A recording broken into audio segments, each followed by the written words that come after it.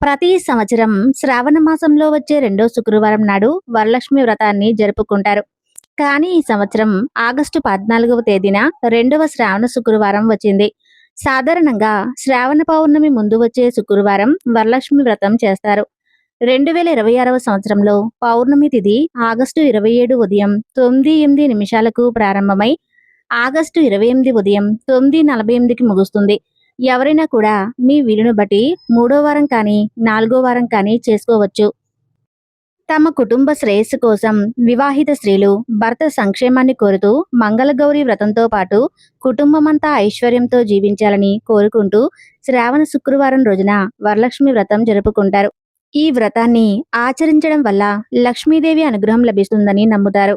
ఈ సందర్భంగా వరలక్ష్మి వ్రతం రోజున ఏ పనులు చేయాలి, ఏ పనులను చేయకూడదనే పూర్తి వివరాలను ఇప్పుడు మనం ఈ వీడియో ద్వారా తెలుసుకుందాం.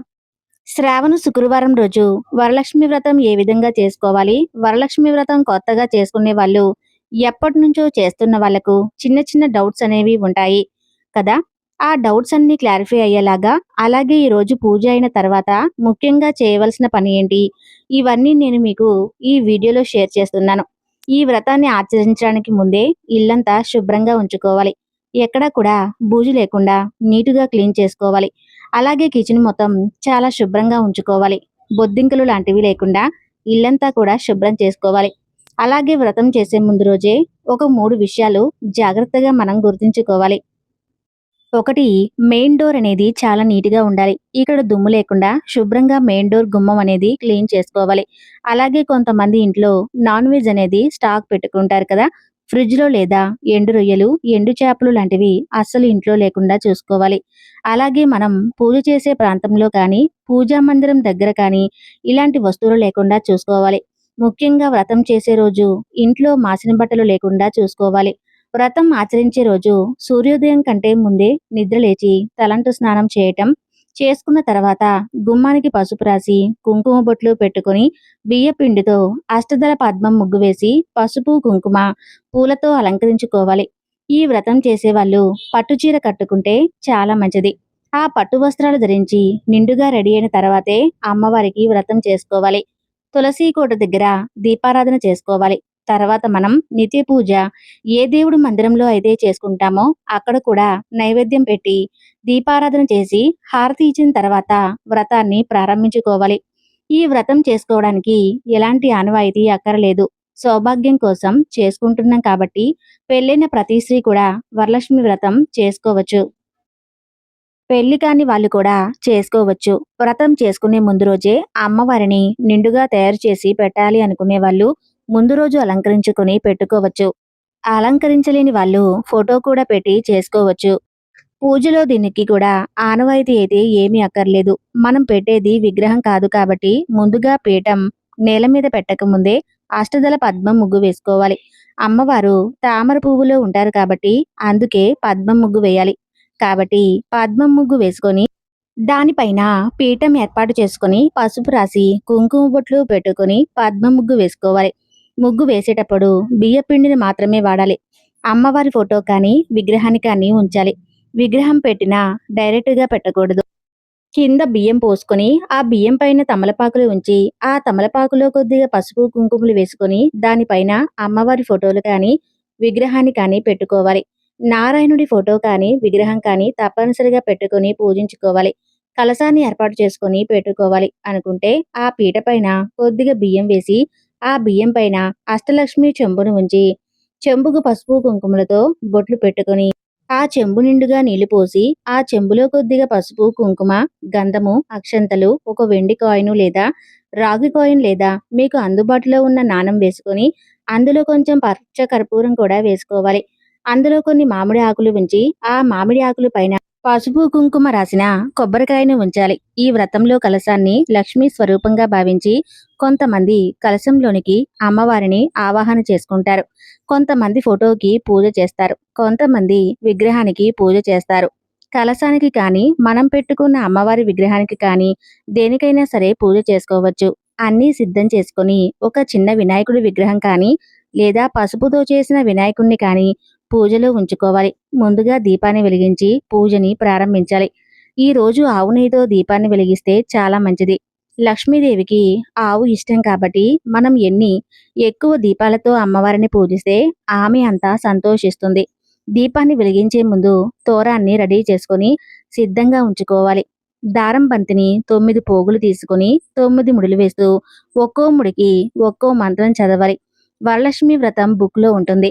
ఆ ఒక్కొక్క నామాన్ని చదువుతూ 9 ముడులు వేసి మధ్యలో పుష్పాన్ని ఉంచి సిద్ధం చేసుకోవాలి. ఈ తోరం పూజలో కూర్చుని వ్రతం చేసుకునే వాళ్ళు కట్టుకోవాలి. అలాగే మనం ఎంతమందికి అయితే వాయనం ఇస్తున్నామో అంతమందికి కూడా ఈ తోరం రెడీ చేసి అమ్మవారి దగ్గర ఉంచాలి.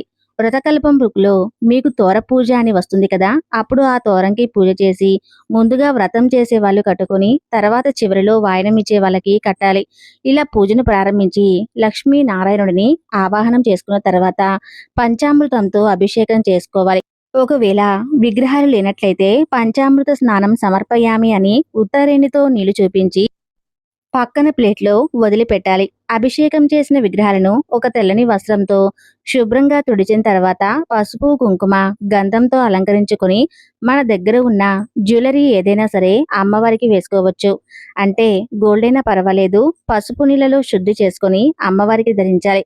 ఆభరణాలన్నీ కలశానికి వేసి పూజ చేసుకోవచ్చు. అమ్మవారికి ఇలా పక్కన ఒక వెదురు బుట్ట నిండా పూలు పెడితే చాలా ఇష్టం. వ్రతం ప్రారంభించే ముందు వినాయకుడికి షోడశోపచారాలతో అష్టోత్తరం చేసుకొని నైవేద్యం సమర్పించాలి. ఆ తర్వాత అమ్మవారిని పూజించే ముందు పూజలో పసుపు కొమ్ము పెట్టి పూజ చేసుకోవాలి. అభిషేకం చేస్తున్నట్లుగా ఉండే ఏనుగు విగ్రహాలు ఉన్నట్లయితే అమ్మవారి ముందు ఉంచి పూజ చేసుకోవచ్చు. అమ్మవారి కంటే ముందుగా నారాయణుడికి పూజ చేసుకోవాలి. అక్షింతలు, పూలతో నారాయణుడికి అష్టోత్తరం చేసుకున్న తర్వాత అమ్మవారికి అష్టోత్తరం చేసుకోవాలి.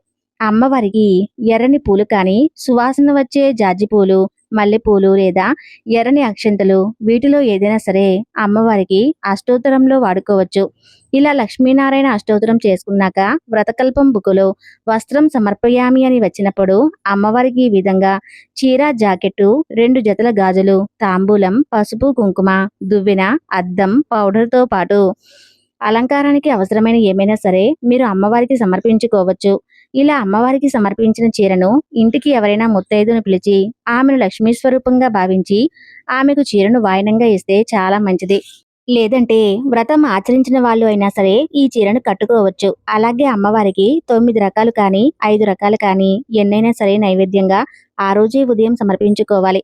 అలాగే అమ్మవారికి సమర్పించిన నైవేద్యాలు ఎన్ని అయినా అందులో క్షీరాన్నము, పులిహోర, బూరెలు తప్పనిసరిగా నైవేద్యంగా సమర్పించాలి. ఇలా పిండి వంటలతో పాటు పండ్లు, రసాలు కూడా అమ్మవారికి నైవేద్యంగా సమర్పించవచ్చు. ముఖ్యంగా ద్రాక్ష రసం, దానిమ్మ రసం 2 కూడా అమ్మవారికి నైవేద్యంగా తప్పనిసరిగా సమర్పించాలి. అలాగే వడిపప్పు, చలిమిడి, బెల్లం పానకం వీటిని అమ్మవారికి నైవేద్యంగా సమర్పించుకోవాలి. పూజలో మనం ఎంతమందికి వాయనం ఇస్తున్నామో అవన్నీ కూడా ఒక ప్లేట్లో సిద్ధంగా ఉంచుకోవాలి. వాయనంలో ముఖ్యంగా ఉండవలసినవి జాకెట్ ముక్క లేదంటే చీర, పసుపు, కుంకుమ, గాజులు, పువ్వులు, ఆకు, వక్క, అరటిపళ్ళు, శనగలు వీటితో పాటు మీరు విడిగా ఏమైనా ఇవ్వాలి అనుకుంటే ముత్తైదులకు వాయనంగా సమర్పించుకోవచ్చు. శనగల్ని వాయనంగా ఇవ్వటం వల్ల కొంతమందికి దోషాలు పోతాయి అని అనుకుంటారు. అనారోగ్య సమస్యలు రాకుండా ఆరోగ్యంగా ఉండాలని వాయనంలో శనగలు కూడా ఇస్తారు. అమ్మవారికి ధూపదీప నైవేద్యాలు సమర్పించుకున్న తర్వాత మంగళహారతిని ఇవ్వాలి. ఈ వ్రతం ఉపవాసం ఉండి ఆచరించాలి. వ్రతం చేసిన రోజు కూడా ఉపవాసం ఉండాలి. ఒక పూట భోజనం చేయాలి. ఉదయం, రాత్రికి టిఫిన్ లాంటిది ఏదైనా తినొచ్చు. వ్రతం చేసిన రోజు మంచం పైన పడుకోకూడదు. నేలపై పడుకోవాలి. ఇలా అమ్మవారి పూజ మొత్తం పూర్తి చేసుకున్న తర్వాత మీ భర్త కాళ్ళకు నమస్కరించి ఆశీర్వాదం తీసుకున్న తర్వాత మనం ఉపవాసం చలించాలి. అప్పుడు భోజనం చేయాలి. మిగిలిన వాయినాలు తర్వాత అయినా సాయంత్రం అయినా ఇవ్వవచ్చు. ముత్తైదులు మీ ఇంటికి వచ్చినప్పుడు కాళ్ళకు పసుపు రాసి గంధం, కుంకుమ పెట్టిన తర్వాత ఇస్తున్నమ్మ వాయనమని వాయనం సమర్పించుకోవాలి. వరలక్ష్మి వ్రతం రోజు అమ్మవారికి చేసుకునే పూజా విధానం మీకు అర్థమైందని అనుకుంటున్నాను. ఈ వీడియోలో సమాచారం మీకు నచ్చినట్లయితే తప్పకుండా ఈ వీడియోకి లైక్ చేసి మీ అభిప్రాయాన్ని కామెంట్ రూపంలో తెలియజేయండి. ధన్యవాదాలు.